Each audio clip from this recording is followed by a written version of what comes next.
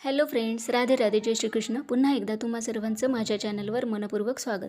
नेहमीप्रमाणे आवरून आज सकाळी बाप्पासाठी हार बनवायला घेतला.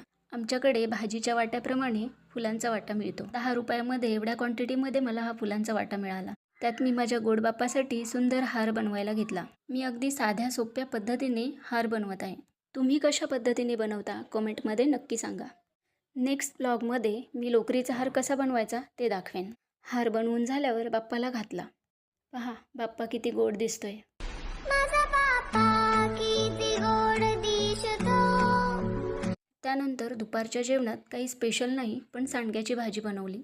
तुम्हाला आवडते का ही भाजी? हे असं पाहून तुम्हाला वाटेल ही काय पसारा करून बसली आहे. तर हा पसारा नाही आहे, आज माझा मूड विणकाम करण्याचा होता. आज मी ही लोकरीची फुले बनवली. बघता बघता संध्याकाळ झाली. आज सोमवार म्हणून महादेवाच्या मंदिरात गेले. कोंडवेश्वर नाव आहे या मंदिराचं. इथे आल्यावर मनाला खूप शांतता मिळते. त्यामुळे मी नेहमीच येत असते.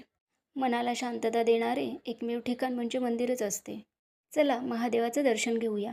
जटाटवी गलज्जल प्रवाह पावितस्थले गले विलंबि लंबिताभुजंगदुंगमालिकां डमड्डुमड्डुमड्डुमन्निनादवड्डमर्वयं चकार चण्डताण्डवं तनोतन शिवा शिवं जटाकटाह सम्भ्रभ्रमन्निलिम्पनिर्झरि विलोलविचि वल्लरि विराजमानमूर्धनि धगद्धगद्धगज्ज्वलल्ललाटपट्टपावके किशोरचंद्रशेखरे रति प्रतीक्षण मम. ओम नमः शिवाय. त्यानंतर घरी यायलाच 6 वाजले. सर्वात आधी फ्रेश झाले आणि देवाची बत्ती करून घेतली. आता तुम्ही असं पाहिल्यावर म्हणाल हा काय प्रकार आहे. तर आपण जिथे अन्न शिजवतो तिथे 5 मिनिट तरी असा दिवा प्रज्वलित करून प्रार्थना म्हणावी. अन्नपूर्णे सदापूर्णे शंकर प्राणवल्लभे ज्ञान वैरागी सिद्धार्थ्यं भिक्षां देहीच पार्वते.